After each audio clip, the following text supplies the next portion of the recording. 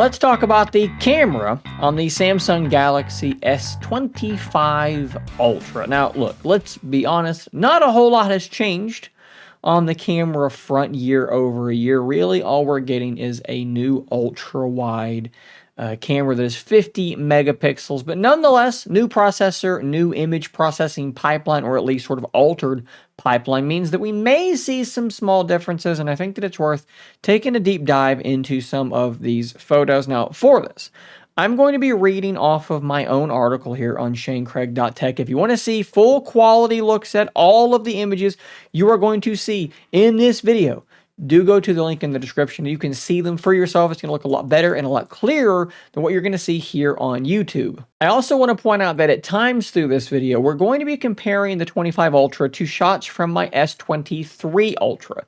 First off, it's just the last Ultra phone that I own, so it's the one I have to compare it to. But I also think that it makes more sense. If you've got the 24, you're probably not going to buy the 25. If you've got the 22 or the 23, that's going to be a more reasonable upgrade. So I think that comparison actually makes more sense. I'm also going to occasionally show you a couple of shots from my Pixel 9 Pro XL, just because I think that is also relevant. So with all of that jibber jabbering out of the way, let's take a look at some of these photos, and we're starting off with that primary sensor. And honestly, nothing is too particularly surprising. Just like in past years, Samsung is prioritizing sharpness, they are prioritizing brightness, and they are prioritizing color, boosting that saturation just a little bit. Now look, it's not nearly as bad as it used to be. They used to go absolutely insane with the oversaturation. I don't think that this is too awful far from the truth, but this is a Samsung camera, and if I'm being honest, it doesn't look all that different than it did on my S23 Ultra. And the good news is, that's not really a bad thing. I think that it does a pretty darn good job. Now you may be wondering, Shane, did you shoot in the standard mode or the 200 megapixel mode? And the answer is, I kept the settings default. Unless I specifically pointed out to you in this video, assume that the settings are default settings. My reasoning there is that that's how most people are going to be using their cameras. And if I start getting into tweaking every little setting, this article and this video would never end. One thing that I do really want to point out is that in scenarios where the lighting is even just a little bit less than perfect, using that night sight mode is going to make a substantial difference. Look how much brighter this is. Look how much more detail there is. This night sight photo is just so much crisper. You can see individual strands of fur on a black dog, which is difficult to do. Don't be afraid to use night sight, even in scenarios where you wouldn't normally use it. Just make sure that the target you're shooting is staying still. So I did mention that we do have that brand new 50 megapixel ultra wide camera, and I think that in good lighting, this thing has actually impressed me quite a bit. They've done a really good job maintaining sort of a low level of distortion on the edges, and I think that the colors, the exposure remain fairly consistent from the primary camera. It is a very dreary day, and my yard is absolutely horrific. I cannot wait for spring to come around. But if I switch to the primary, I think these colors would be pretty close to this, which is a good thing. Now look, if you get into lower lighting scenarios, you are going to suffer quite a bit. This is Rose hanging out in the corner, and the lighting was pretty darn bad, and because of that, you got quite a bit of grain. But let me kind of pump this sensor back up a little bit.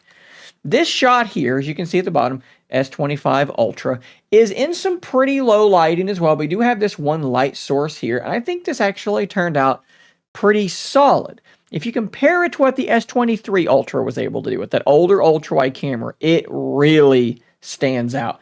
This got way blown out, lots of lens flaring. I actually thought that my camera might have been dirty, but it wasn't. Actually, wiped it off and took the shot again, still came out like this. There is a ton more grain and noise and stuff like that. Compared to what we used to have, this is a big win. And again, just to hammer this home, all ultra-wide cameras are going to suffer a little bit in low light. So that is just par for the course, but this is absolutely an improvement. Now with the telephoto zoom, it's interesting because we actually have two sensors to look at. This is the first one, the 3x optical zoom, and I think that it does an okay job. You are going to see some noise in lower light areas, but again, the detail is decent. You can see here one of the reasons why it's so hard to keep my house even remotely clean because of my muddy yard and this little monster. Some motion blur going on there. Again, it's absolutely fine. Here's a shot of Rose being a little bit more still, and the focus is quite solid. And then here's a shot sort of looking across the room. You can see that telltale Samsung saturation boost going on there. Again, the colors seem pretty consistent. Now, there is one thing that this 3x telephoto lens is actually pretty good for, and that's portraits. We're going to talk about that here in just a little bit, but first we do need to wrap up the zoom section and talk about the 5x. This is a 50 megapixel 5x optical zoom, and it's one of the better cameras on this device for me. Look how nice and clear this is. The lack of noise, even though this is in poor lighting. Obviously, Rutherford's trying to take a nap, and so he's not moving much, but again, I think that this does look really impressive. And if we look at a shot that was similar to the one we looked at a moment ago, again, the lack of noise and grain, the detail is really quite good on this camera. This is another shot that I like to test cameras on, and I think it handles it pretty well. Just for some additional comparison, I grabbed my Pixel 9 Pro XL, and you can see that its version of this shot does have this sort of over-sharpened look to it, which makes Samsung's look just a little bit more pleasing to my eye. Your mileage may vary on that. You may like the way that this looks. If I kind of punch in here, you can see that there's just a little bit more noise and a little bit more of that sort of overly sharpened thing going on. And again, the colors are remaining quite consistent, which is something that I don't think Samsung is getting quite enough praise for.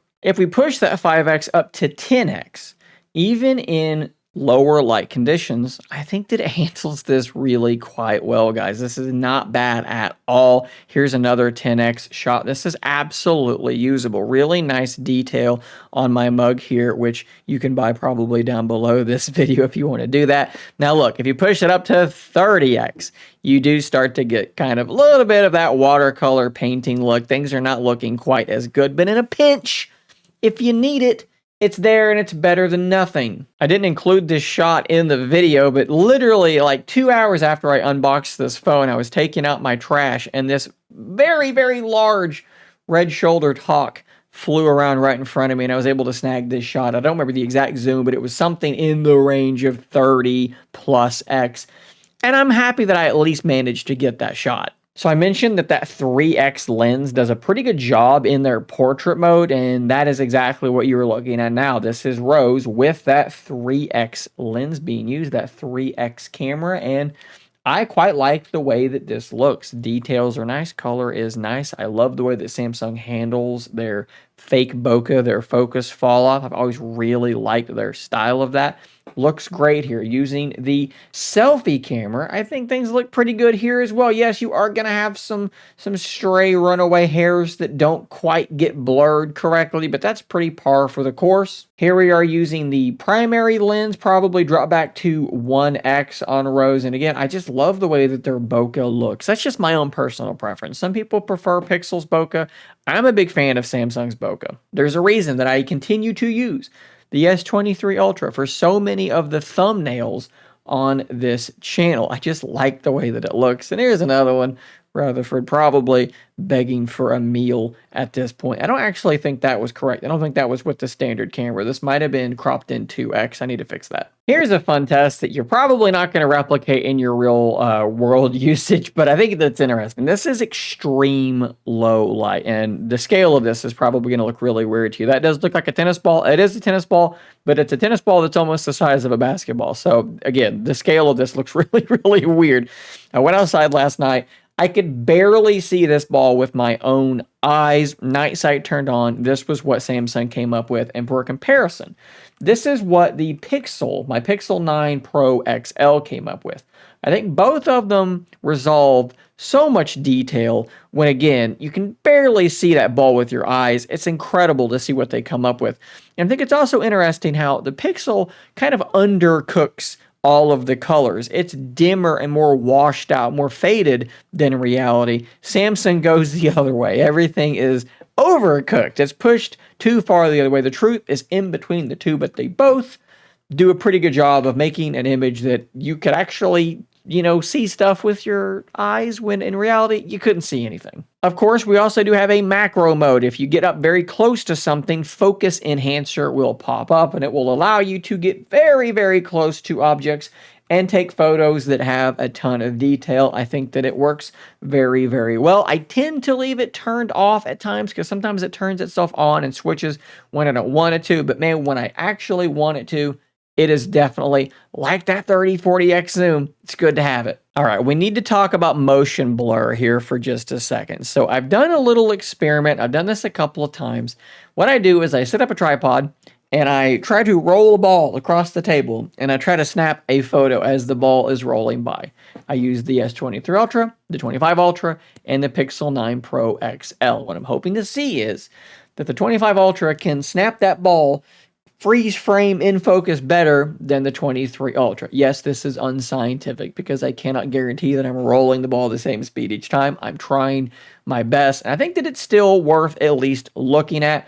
I think it's very, very close to consistent, and the results were pretty much exactly what I expected. The 23 Ultra really struggles with this kind of thing. That ball is very, very blurred out.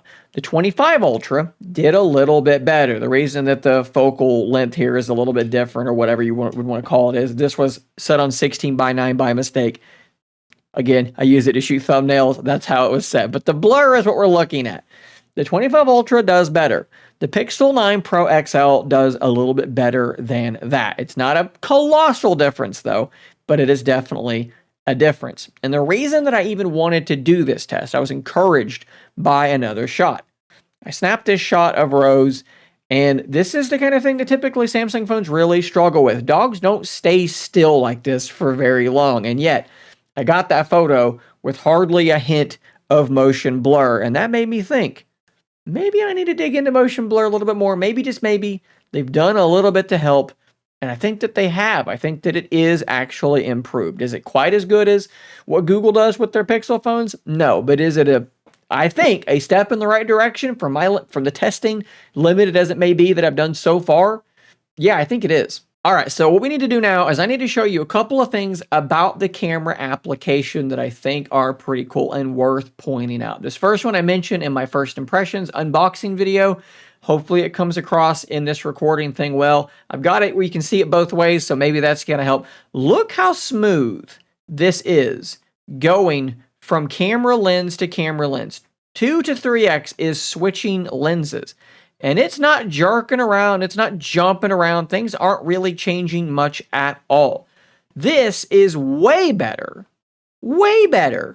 than what my Pixel 9 Pro Fold is like. I was recently at a Tennessee basketball game, and I'm filming a video, and I'm zooming in, and every time I zoom in to that 5x, it jumps over, and it's super stuttery. This is way better than that. Something else that I think is quite cool is this little filters section, where you can apply these different sort of subtle filters to your shot before you actually take the shot. But what's cool is you can also sort of pre-tweak these filters and really, crank that saturation, change the contrast, whatever you want to do. So it's like filters, that's cool, but you can customize the filters ahead of time and then take your shot.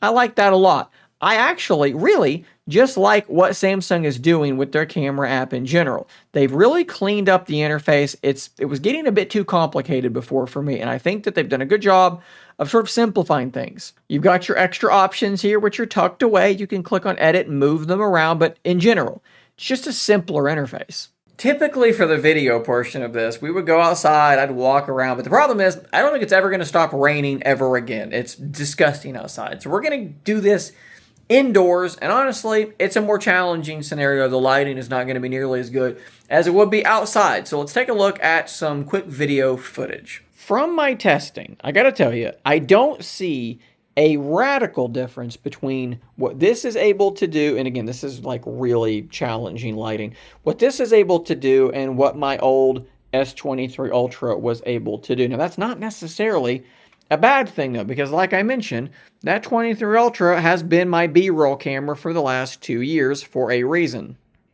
I do think that the Pixels have made some progress in this realm, getting a little bit closer to Samsung, but in the Android world, I would guess Samsung is probably still towards the very top. And if we stand way back here, let's jump in to the 3x sensor. Again, how smooth was that? To the 5x, again, how smooth was that? And then a digital crop into 10x. That is the stuff that I'm probably the most impressed with, is how smooth that is. It's interesting that from 2 to 3 or from 1 to 3 is a little bit less smooth than going from like 1 to 5. Hard to say exactly what's going on there. It looks pretty darn good to me. You got some audio samples there as well. Let me know what you think. Honestly, this is kind of a tough one to wrap up because there's really nothing about this camera that, you know, when I'm looking at my images that I go, wow, I cannot believe I got this shot.